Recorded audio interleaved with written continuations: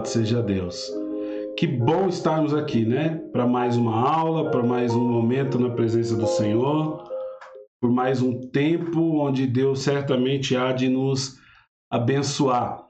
Já quero aí cumprimentar todos os irmãos que estão conosco online já pelo Facebook e que depois estarão conosco nesse vídeo gravado e disponibilizado no canal da nossa igreja lá no YouTube. Irmãos, nós estamos estudando a Carta das 7 Igrejas, né? Nós estamos vendo e aprendendo lições sobre o vencedor e como ser um vencedor. Afinal de contas, as promessas escritas às 7 igrejas é sempre que ao vencedor Jesus concederá algo ou dará algo. Então, nós queremos aprender como ser esses vencedores. Nós já estamos no quinto estudo, na quinta igreja.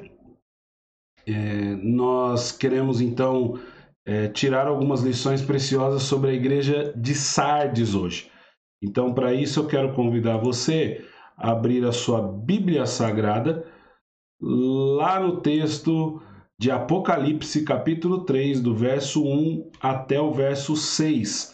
Nós faremos essa leitura desse texto que se encontra em Apocalipse, capítulo de número 3, do versículo 1 ao 6. Vamos lá? O texto diz da seguinte maneira: Ao anjo da igreja em Sardes, escreva: Estas são as palavras dos que têm os 7 Espíritos de Deus e as 7 estrelas. Conheço as suas obras. Você tem fama de estar vivo, mas está morto. Esteja atento. Fortaleça o que resta e o que estava para morrer, pois eu não achei suas obras perfeitas aos olhos do meu Deus.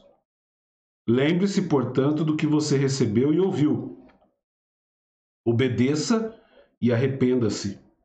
Mas se você não estiver atento, virei como um ladrão e você não saberá a hora que virei contra você. No entanto, você tem aí em Sardes uns poucos que não contaminaram suas vestes. Eles andarão comigo vestidos de branco, pois são dignos. O vencedor será igualmente vestido de branco.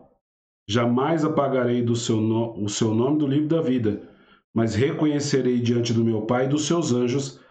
Aquele que tem ouvidos, ouça o que o Espírito diz às igrejas. Bom, conforme nós temos estudado esses dias, nós estamos dividindo o texto em algumas etapas. Nós estamos dividindo o texto assim: as características dessa igreja vista na carta. Nós estamos dividindo o texto a quem a carta foi endereçada, quem é essa igreja. Nós estamos dividindo o texto sobre como Jesus se apresenta nas cartas. Nós estamos lendo as advertências e as promessas. E depois nós estamos encerrando com uma lição de como nós seremos vencedores. Então nós queremos ir nessa mesma linha para facilitar a maneira com que você estuda a Bíblia Sagrada. Veja, eu não quero só estudar o que está escrito e quais são as lições das 7 cartas. Eu estou trabalhando desde quando nós estávamos tendo aula presencial de uma maneira simples e objetiva de você ler a Bíblia, dividir os textos, aprender as lições e aplicá-la na sua vida. Então é sobre isso que eu quero continuar fazendo. Agora nós estamos usando as 7 cartas para nós estudarmos algumas coisas preciosas para esses tempos difíceis que nós estamos passando, mas principalmente para que você também tenha acesso a essa maneira simples de se estudar as Escrituras e dela tirar algumas lições que você possa aplicar no seu dia a dia. Então, pois bem, vamos lá. Nós estamos começando essa carta de Sardes e aí está aí o nosso mapinha para você lembrar onde essas igrejas estavam localizadas.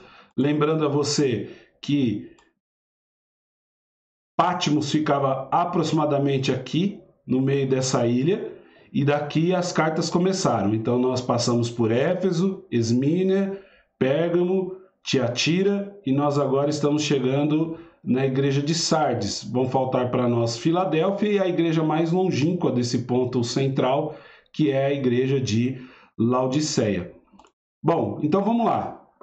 Qual é a definição da igreja de Sardes? Se nós formos definir a igreja de Sardes numa só palavra, ela é conhecida como a igreja do faz de conta. É uma igreja que parecia estar viva, mas que estava morta. Então ela tinha, na sua principal característica, ser uma igreja chamada igreja do faz de conta. Quem é que recebe essa carta? Essa carta é recebida pela igreja de Sardes, que está a aproximadamente 48 quilômetros da cidade de Tiatira, a igreja anterior que nós estudamos. Uma informação importante é que essa igreja, essa cidade, ela sofreu um grande terremoto. E esse terremoto destruiu a cidade toda. Durante 5 anos, os historiadores dizem que o Império Romano não cobrou impostos da cidade. Então, em 5 anos, porque não houve pagamento de impostos, com todo o dinheiro que era arrecadado, a cidade foi reconstruída.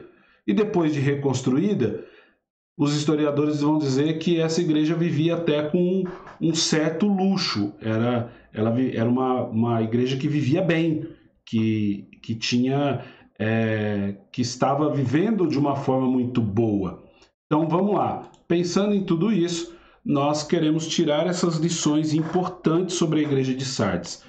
Sardes era uma igreja que ela não tinha muitos opositores, ela não sofria muita oposição, invasão de doutrinas contrárias à palavra de Deus, ela não sofria muitos ataques. E aí que vem a dúvida, por que essa igreja então era uma igreja meio morta? Parece que quando você está sofrendo alguma coisa, parece-me que há um grande desejo de Deus e um grande avivamento. Mas eles estavam vivendo um certo luxo, tudo muito tranquilo, sem muita heresia, sem muito problema no meio da igreja. Porém, essa igreja acabou se tornando uma igreja um tanto quanto que morta. E aí eu tenho algumas características para mostrar para você, importantes sobre isso. Olha, não havia judeus acusadores nessa igreja. Não tinha ninguém lá acusando esse povo ou querendo que eles voltassem à prática judaica, não tinha nenhum desse problema. Também não tinha grego herege lá, não tinha ninguém soltando nenhum tipo de heresia. Lembra que nós falamos algumas cartas passadas que tinha muita gente soltando heresia numa igreja. Também não havia nenhum falso apóstolo, não há esse tipo de denúncia nessa carta. Não há ninguém lá ensinando mentira. E também não há, como nós estudamos na igreja de Tiatira, ninguém com esse espírito de Jezabel, embutindo no meio da igreja costumes sobre prostituição e sobre se afastar das coisas do Senhor. Porém, essa é uma igreja ignorada. É uma igreja, era como se ela não existisse, afinal de contas ela está morta. É uma igreja que não tem vida, é uma igreja que não faz nada de aparentemente de ruim em certo momento, mas mesmo assim ela está morta. E aí isso vai nos ser muito relevante para entendermos como é que Jesus se apresenta a eles. Veja só, Jesus se apresenta, como é que Cristo se apresenta? Cristo se apresenta como aquele que tem os 7 espíritos. Deixa eu dar uma ajustada nesse PowerPoint, ele está muito fora aqui. Aí acho que deu uma melhorada. Ele se apresenta. Essas são as palavras daquele que tem os 7 espíritos de Deus e as 7 estrelas. Então ele é aquele que se apresenta como aquele que tem os 7 espíritos de Deus e as 7 estrelas. O que isso quer dizer? Isso quer dizer o seguinte: primeiro, que ele representava, isso significa que representava a questão dos 7 espíritos, representava a plenitude do Espírito Santo, e a questão das 7 estrelas representava a presença constante de Cristo na igreja. Ou seja, a grande lição é que a igreja precisa viver do Espírito e é só por Cristo que isso pode ser possível. À base disso, eu quero te fazer algumas perguntas nessa manhã para que você participe. Espero que você esteja com o braço fora do cobertor para você poder digitar e escrever aí para mim. Veja só, a minha primeira pergunta é: Como é que uma igreja vive na presença do Espírito? Como é que isso funciona? Como é que isso acontece? Diz aí para mim. Como é viver que, veja, nós estamos falando que a igreja precisa viver do Espírito, já que Cristo se apresenta como aquele que tem os 7 Espíritos. E segundo é que só por Cristo isso é possível. Então, como é, parafraseando aqui, como é que a igreja vive do Espírito? É só através de Cristo, a resposta está aí, tudo bem. Mas como é que é essa vivência no dia a dia, no cotidiano? Eu queria que você pudesse responder para mim nos comentários do Facebook, né? E posteriormente você que estiver assistindo no YouTube, você também deixa o seu comentário aí e escreve.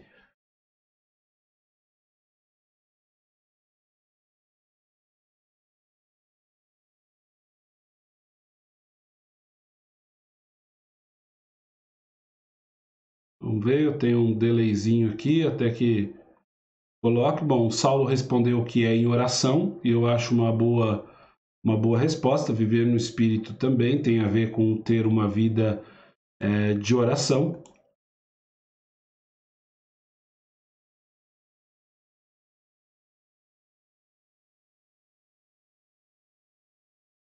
que mais?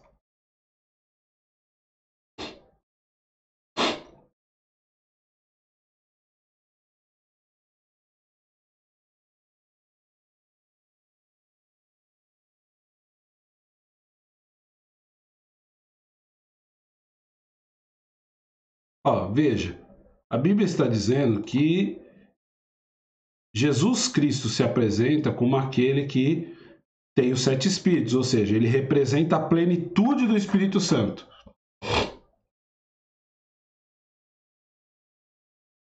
E as 7 estrelas representa a presença constante de Cristo na igreja. A igreja precisa viver do Espírito e é só por Cristo que isso é possível que isso aconteça. A Elisete respondeu que é lendo a palavra, ter uma vida de oração, amando o próximo. E o Ronald respondeu que é na oração, na fé, na obediência.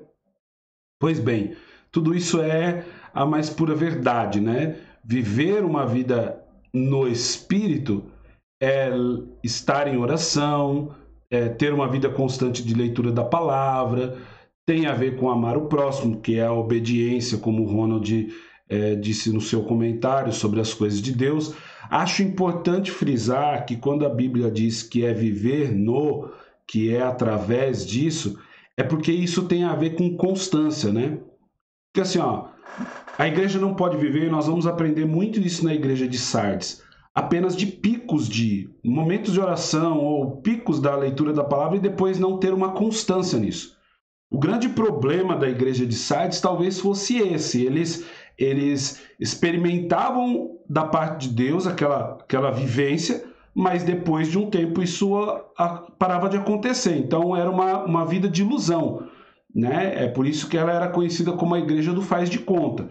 Acho importante, muito propício isso nesse momento, porque veja, nós precisamos estar com essa vida de oração, lendo a palavra, amando o próximo, sendo obediente, vivendo na fé, mas agora nós não estamos na igreja. E o que me parece que é nesse tempo que tem sido muito difícil manter essa constância. Afinal de contas, é muito mais fácil quando você está reunido com os irmãos, é muito mais tranquilo quando você está vivendo com as pessoas que também são crentes ao seu lado e nós temos aquela vivência, aquela participação. Mas parece que quando as pessoas vão ficando em casa, em dias como nós estamos vivendo, as coisas vão ficando mais complicadas. Veja bem, nós temos uma rotina de vida cristã quando nós estamos na igreja, mas parece que essa rotina não é trazida para o nosso dia a dia. E esse quando nós falamos da plenitude ou dessa constância de viver no Espírito, parece algo muito importante para nós. Veja, eu concordo com tudo isso que foi escrito e é de fato assim que a igreja vive no Espírito. Nós poderíamos colocar também que é depender de Deus, nós poderíamos colocar que é estar aberto a essas experiências que Jesus pode nos dar, vivermos em santidade, colocarmos a nossa vida no altar, tudo isso associado a essa vida no Espírito. Mas viver do Espírito é viver isso todos os dias, através de Cristo em nossas vidas. Nós não podemos fazer ou vivenciar apenas alguns momentos de Deus, apenas durante 1 hora ou 2 quando nós estamos no culto. Mas nós precisamos experimentar isso na constância da nossa vida todos os dias. É por isso que Cristo se apresenta como esse que tem, então, os 7 Espíritos de Deus e as 7 estrelas. Isso está associado da maneira com que a igreja deve viver. Veja, a advertência vai à contramão de tudo isso. Porque a advertência é assim, ó. Esteja atento. Fortaleça o que resta e o que estava para morrer, pois não achei suas obras perfeitas aos olhos do meu Deus. Lembre-se, portanto, do que você recebeu e ouviu. Obedeça e arrependa-se. Mas se você não estiver atento, virei como ladrão e você não saberá a hora que virei contra você. À base disso, Jesus então dá uma advertência a essa igreja para que ela esteja atenta, para que ela se fortaleça com o resto que sobrou, porque já estava para morrer o restante também. E aí eu quero tirar aqui algumas lições com você sobre essa advertência. Primeiro, qual é a advertência principal aqui? A advertência principal é que essa igreja é uma igreja de faz de conta. Ela parece que está viva, mas está morta. Ela é conhecida, e aqui é chamada por muitos estudiosos, como um cemitério espiritual. Tem gente lá, tem coisas acontecendo na igreja, mas essa igreja está morta. E pior do que isso, mortos não sabem que estão mortos. É engraçado isso, né? Porque a Bíblia diz que para onde nós vamos não há obra, não há o que se fazer. Então, essa concepção é porque assim, o cara que morreu, ele não sabe que morreu. E aí ele está e aqui você vai entender a paráfrase, tá? É aquela situação de que, já que eu não sei que as obras estão mortas, que eu não sei que eu estou infrutífero, eu não sei qual é a minha situação. E parece que é muito isso que essa igreja está vivendo. Ela vive de ilusões. Ela acha que porque há pessoas frequentando a igreja, ela acha que porque há acontecendo coisas boas na igreja, ela acha que de repente porque tem uma boa visibilidade fora, o status dela como igreja é muito bom, ela está bem. O que, na verdade, é prejudicial, porque, nesse caso, ela não sabe que está morta. Veja, elas escondiam-se atrás do nome de cristãos. Está cheio de gente hoje que acha que porque tem o nome de cristão, o que foi muito prejudicial, essa questão de denominar um país ou uma região que se denomina cristã como se todo mundo que estivesse nela fosse. Por exemplo, o Império Romano decretou que o cristianismo era a religião do império. Mas nem todo morador de Roma ou todo mundo que vivia debaixo da ordem do império havia se rendido a Cristo, mas eram conhecidos como cristãos. O Brasil, por exemplo, é um país chamado e conhecido como um dos maiores países cristãos do mundo. Talvez o segundo ou terceiro país mais cristão. Mas você olha o comportamento dos cristãos no Brasil, você diz e percebe que há aí uma incoerência com o que estão dizendo. Era o que acontecia com a igreja de Sardes. Eles se achavam cristãos, tinham aparência de cristãos, eles tinham jeito de cristãos, mas não tinham comportamento dos seguidores de Cristo. Lembre-se, e é importante dizer isso, parte da história, para você que talvez não conheça, o nome dado crente, a gente chama no Brasil crente, né? Na Inglaterra, por exemplo, se chama de believe, que é os que acreditam. esse nome nasceu porque muitos cristãos eles não tinham comportamento de cristãos, e aí surgiu uma segunda linha que era dos crentes. Hoje eu já não sei se dá para chamar todo crente de crente, mas o nome vem disso, era para meio que fazer uma separação daqueles que se denominavam cristãos, mas não tinham um comportamento de acordo com o Evangelho de Jesus. Pois bem, com isso, eu separei aqui duas lições importantes. Primeiro, que é da onde vem a palavra cristão, que não é do grego, mas é do latim Christiani, que quer dizer partidários de alguém. Nesse caso, partidários de Cristo.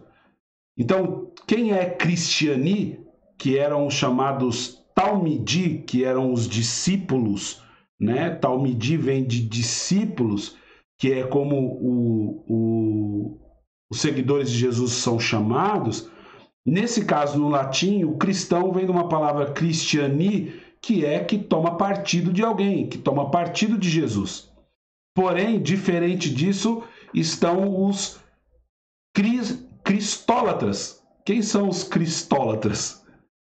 Cristólatras são aqueles que querem viver ou só querem uma dose de Cristo. Então vamos lá, eu quero agora te fazer uma outra pergunta.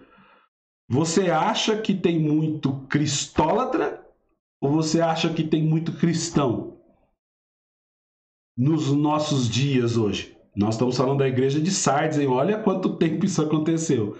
A minha pergunta é para os dias de hoje. Você acha que tem muito cristão ou você acha que tem muito cristólatra? Vou deixar o nome aí para você aprender aqui, ó.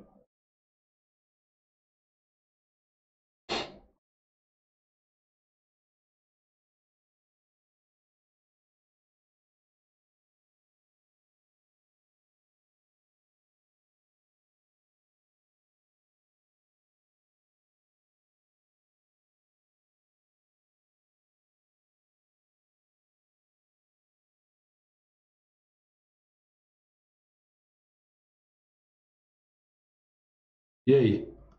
Tem nenhum e nem outro?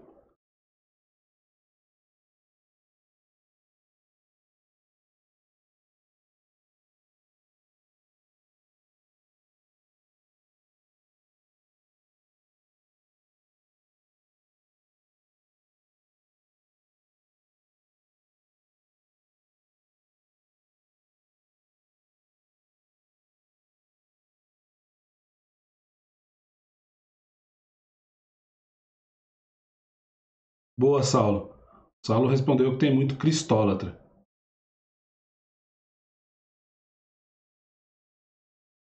Bom, eu também acho que tem muito cristólatra. Pessoa que só quer uma dose de Jesus. Você vai entender porque isso está acontecendo com a igreja de Sardes. Mas é esse ápice de pessoas que só querem uma dose de Cristo. Eu quero um pouquinho. Como é que isso acontece? Tem gente que quer só a cura. Tem gente que só quer as bênçãos. Tem gente que só quer a convivência da igreja. Tem gente que só quer a boa música. Tem gente que só quer a boa convivência com a família. Tem gente que só quer um pedacinho das coisas. E aí procuram Jesus buscando atingir esse objetivo de ter um pouquinho de Cristo em suas vidas. É apenas uma dose. Assim como o alcoólatra quer uma dose, esse cristólatra ele também quer só uma dose. Ele é viciado em ter apenas um pouco de Cristo, um pouco de Jesus. E é esse tipo de gente que morre, mas pensa que está vivo. Porque ele recebe uma bênção e acha que está no ápice espiritual de sua caminhada. Tem igreja que pensa porque está lotada, porque tem muitos seguidores na internet, porque tem uma arrecadação muito alta, porque tem uma boa frequência, porque os membros são ricos, ou têm bons carros, ou bons empregos. Ela é uma igreja viva.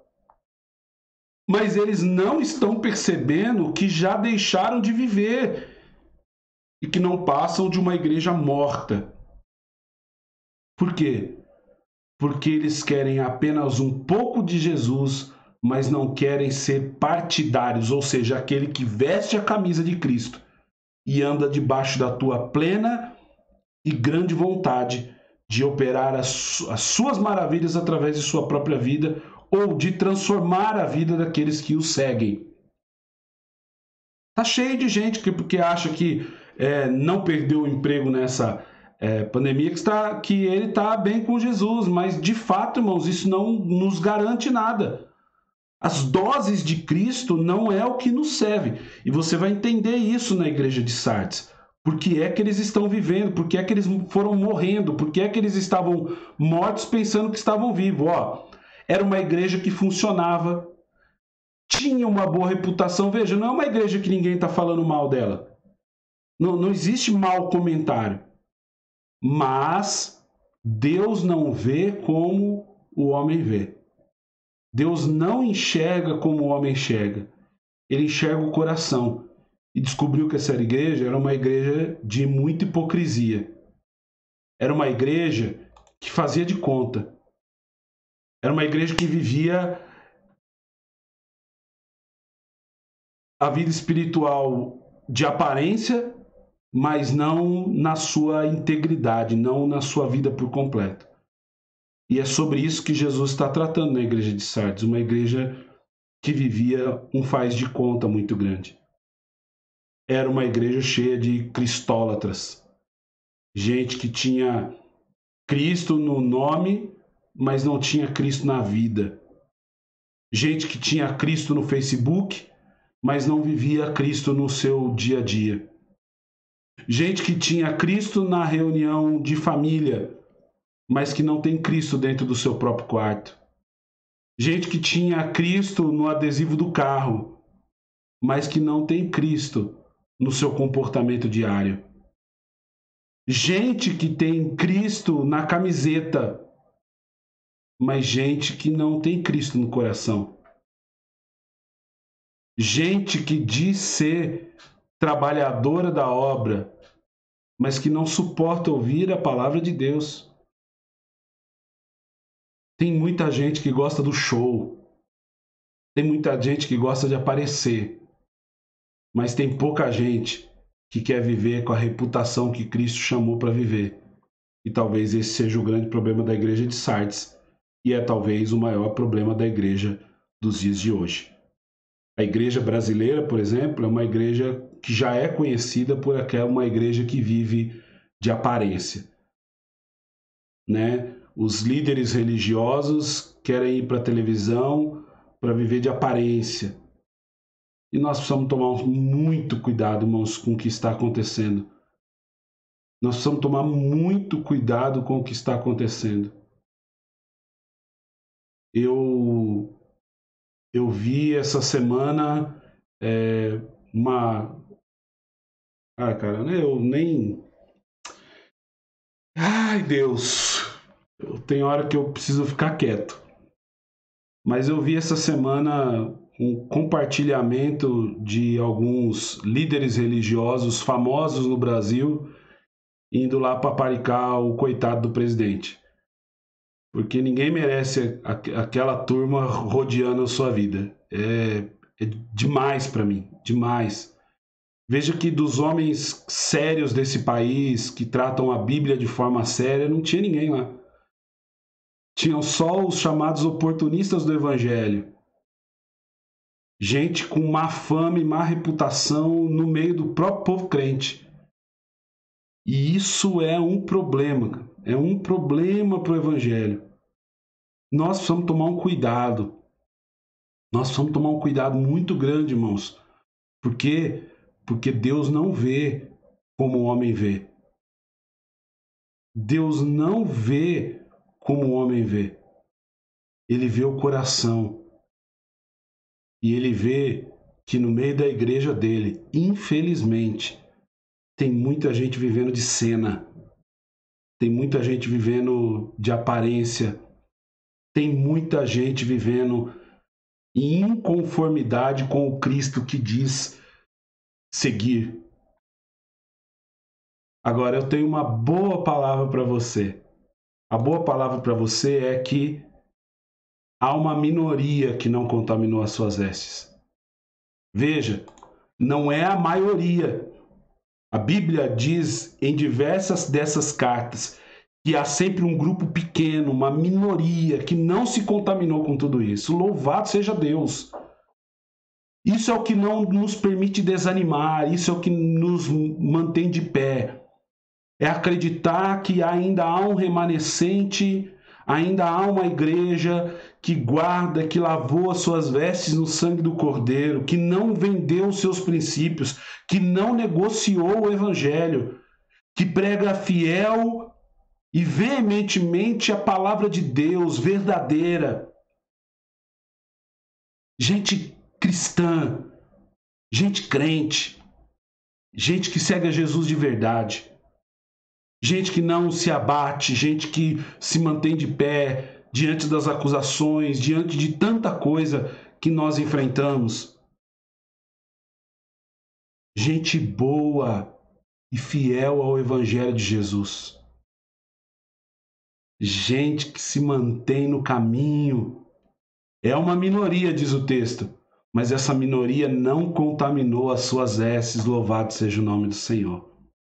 Essa minoria não se vendeu, essa minoria não se entregou, essa minoria não vai se entregar. Esse remanescente de Jesus vai se manter fiel aos seus caminhos, vai se manter firme na caminhada, com isolamento sem isolamento, com culto sem culto, com reuniões presenciais ou com reuniões virtuais. Há um remanescente de Deus que se mantém firme nos seus caminhos e que não se rende diante de nenhuma dificuldade, pois crê que Cristo, o Senhor, é Ele quem nos mantém de pé e quem nos sustenta. Deus está conosco e Ele vai guardar as nossas vidas. Em nome de Jesus. Em nome de Jesus. Louvado seja Deus. Bom, pois bem, se há uma minoria que não se rendeu, que não se entregou, há uma boa palavra a ela. Há uma promessa de vitória, há algo do céu para suas vidas. Veja, ao vencedor será igualmente vestido de branco. Jamais apagarei o seu nome do livro da vida, mas reconhecerei diante do meu Pai e dos seus anjos. Irmãos, segura essa promessa da parte de Deus para você, fiel, que ainda que seja uma minoria na sua família, que ainda que você seja uma minoria no seu ambiente de trabalho, ainda que você seja uma minoria na sociedade onde você vive, ainda que você esteja nadando contra a maré daquilo que todos estão fazendo e dizendo, você que se mantém firme, há duas promessas nesse texto. A promessa da certeza da salvação. Deus vai salvar esse povo que se manteve firme e fiel à sua presença, indiferentemente do que você esteja vivendo ou passando. Mas há uma outra promessa. A promessa do reconhecimento, da salvação. Quando você chegar na glória celestial, Jesus vai reconhecer o que você fez. Isso é muito lindo. Veja, nós vivemos nessa terra e a Bíblia diz que não há outro objetivo para nós senão o de agradar a Jesus. E por que nós resolvemos agradar a Jesus? A Bíblia diz que nós sofremos acusações, perseguições, levantes, nós passamos por tribulações, por problemas, por dificuldades. A Bíblia garante que nós somos justificados diante de Deus e que mesmo as lágrimas que você derruba, todas elas são recolhidas pelo Senhor. Mas a promessa aos que se mantêm fiéis, que lavaram as suas vestiduras no sangue do Cordeiro, que são essa minoria, que não vive da aparência de cristão, mas que são de verdade. Quando você chegar lá na glória, Jesus vai reconhecer você diante do Pai e dos anjos, sabe? É como se ele abraçasse você e dissesse aqui, tá vendo? Tá vendo aqui a Maria? Tá vendo aqui o Beto? Tá vendo aqui o Saulo? Tá vendo aqui a Elisete? Tá vendo aqui o Ronald? Tá vendo aqui a Regina? Tá vendo aqui a Neuzeli? Tá vendo aqui o David? Tá vendo aqui a Raquel, a Francisca? Tá vendo aqui? Tá vendo esses meus filhos? Eles não se renderam. Eles não se afastaram dos meus caminhos, eles não venderam seus princípios, eles não negociaram as suas vestiduras, mas eles se manteram limpos de tudo isso. Ah, irmãos, que coisa linda! É como se Jesus fosse andando no céu e mostrando você para os anjos e para o Pai. Olha, Pai, tá vendo meu filho aqui? Ele não se rendeu. Ele não foi como os outros que estavam vivendo de aparência, mas eles viveram de verdade o evangelho que nós entregamos em suas mãos. Glória a Deus, irmão. Veja que promessa linda que Jesus dá para você. Veja aí. Veja aí a todos nós, Josimar, com a Priscila que estão aqui conosco. Escuta essa, meus irmãos. Jesus vai reconhecer você diante dos anjos e do Pai. É a certeza da salvação. Não tem preço, irmãos. Vale a pena se manter fiel. Vale a pena se manter diante do Senhor reto, andando direitinho, fugindo da aparência do mal, não se rendendo. Vale a pena muito. Vale muito a pena. Bom, isso é então como é que você qual é a promessa para você que vencer. Então, a grande lição agora é nós aprendermos como é que nós vamos nos tornar um vencedor. Essa é a lição que eu quero trazer para você nessa manhã. Já que se você vencer, você vai ganhar tudo isso, eu preciso ensinar você a vencer, né? E aí, as duas lições da igreja de Sardes. Primeira lição, toma nota. O Adolfo está com a gente aqui também, hein, Adolfo? Que benção vai ser Deus te apresentando lá na glória. Ó, escute.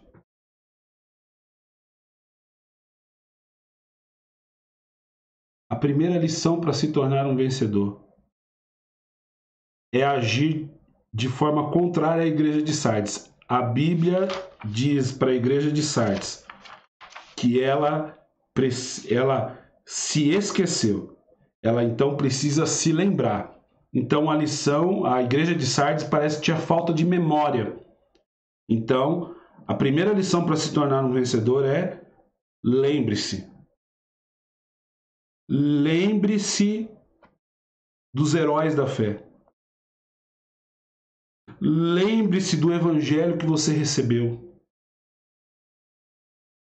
Lembre-se das promessas de Deus. Não se esqueça disso. Traga à memória aquilo que te traz esperança.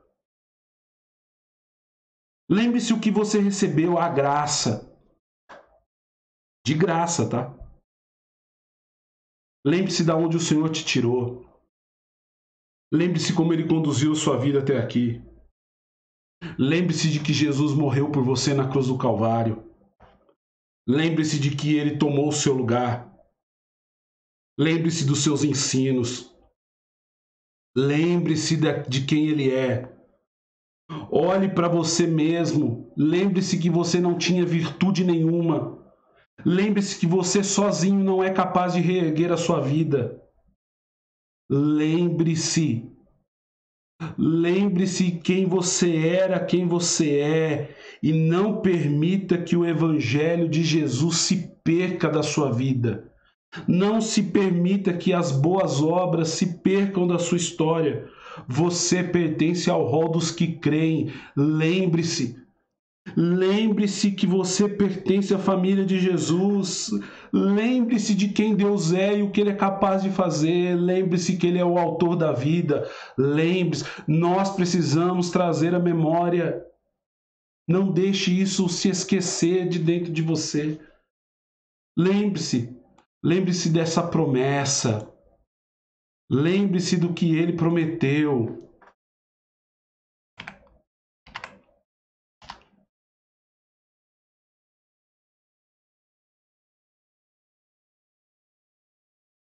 Lembre-se, irmãos. Dá uma olhada aí. Apenas lembre-se. Lembre-se de tudo isso.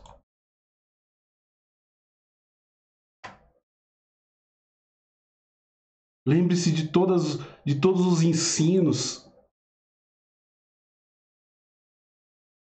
Lembre-se do que Ele está fazendo e do que Ele vai fazer. Lembre-se.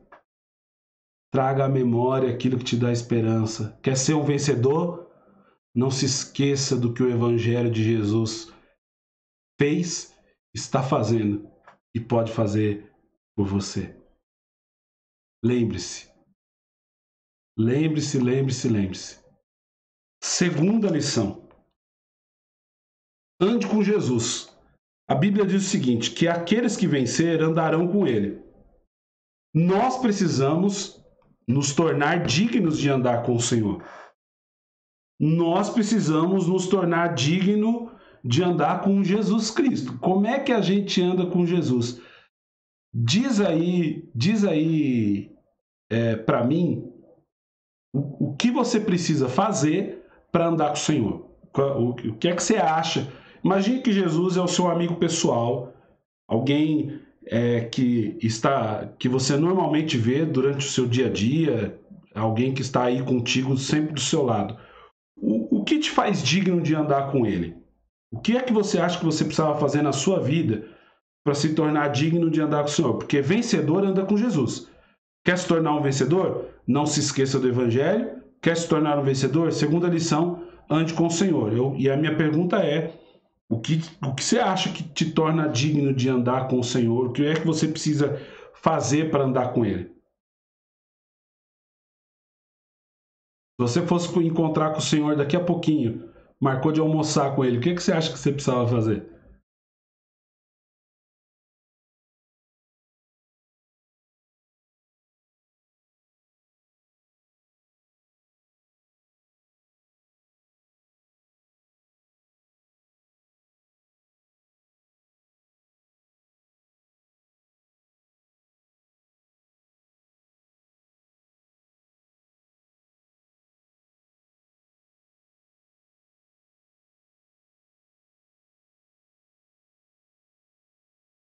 Ser fiel à sua palavra. O que mais?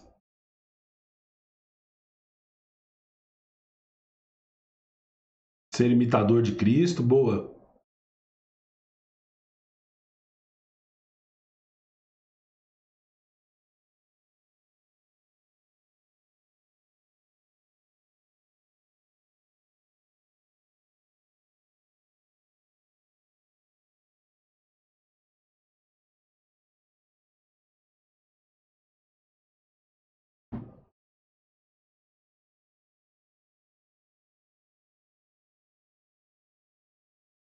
Obedecê-lo. Boa. Vamos lá. Ó, se eu só fosse encontrar com o Senhor daqui a pouquinho, a primeira coisa que eu ia fazer era tomar um bom banho. E aqui eu fiz essa analogia para lembrar você que você precisa, antes de qualquer coisa, para se tornar digno de andar com o Senhor, lavar as suas vestes. Lavar a sua vida. Você precisa buscar essa santificação, abandonar o pecado e grudar no Senhor. Aí talvez você me diga assim, pastor, mas eu não vou deixar de ser pecador. Eu sei, mas Jesus está tentando enxergar em você a busca por isso. Ele quer enxergar em você a sua tentativa de que você realmente está tentando. Pedro, por diversas vezes, ele se mostrou não ser digno de andar com o Senhor. Mas Jesus olha para ele e diz: Pedro, apacenta minhas ovelhas. Ele via que Pedro não conseguia, mas ele via Pedro tentando mudar, se arriscando. Por vezes ele errou, mas por vezes ele também acertou. Pedro foi sendo moldado pelo Senhor. E só pode ser moldado pelo Senhor aqueles que buscam essa mudança. Então, minha palavra para você hoje é: se você vai andar com o Senhor, se você vai se encontrar com Ele, se você quer andar ao seu lado, a primeira atitude nossa é que nós lavemos as nossas vestes, que nós nos tornemos dignos de estar ao seu lado, de que nós sejamos aqueles que buscam essa mudança e que Deus possa verdadeiramente nos tornar esse vencedor que nós tanto buscamos ser na sua santa e bendita presença. Deus vai nos ajudar, irmãos, e nós precisamos, nesse momento, querer ser ajudados. Mas quem quer ser ajudado se esforça, né? A gente costuma dizer que para a casa de recuperação só pode ir quem quer se recuperar. E a palavra de Deus para nós nessa manhã é: quer ser um vencedor? Ande comigo. Porque aí você vai receber das minhas bênçãos, mas eu também vou ser capaz de mudar a sua vida. Deus quer nos mudar. Deus quer nos transformar. Quer andar com o Senhor? Permita ser moldado por Ele. Permita ser transformado por Ele.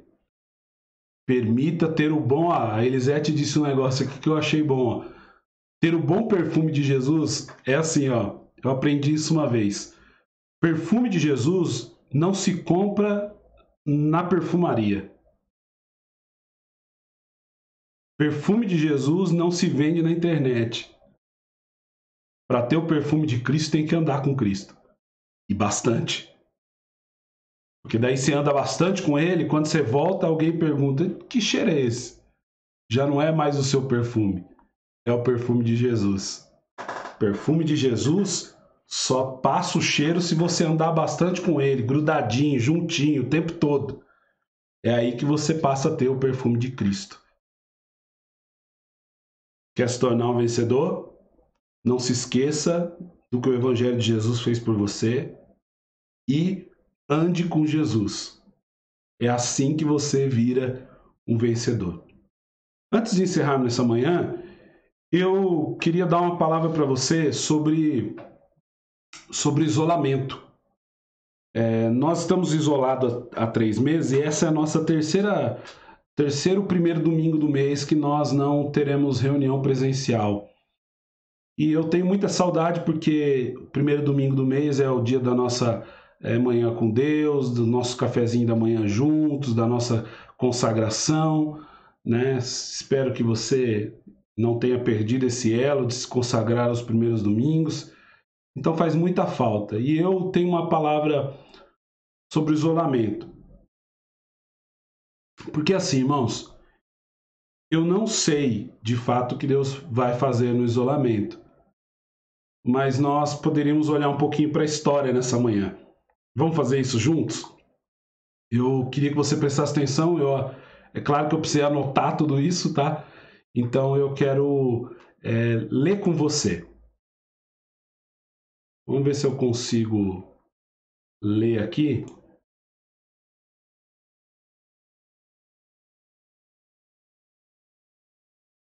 Essa pequena anotação. E eu quero... Então eu quero falar com você sobre o isolamento. O que é que Deus está fazendo ou vai fazer durante esse isolamento?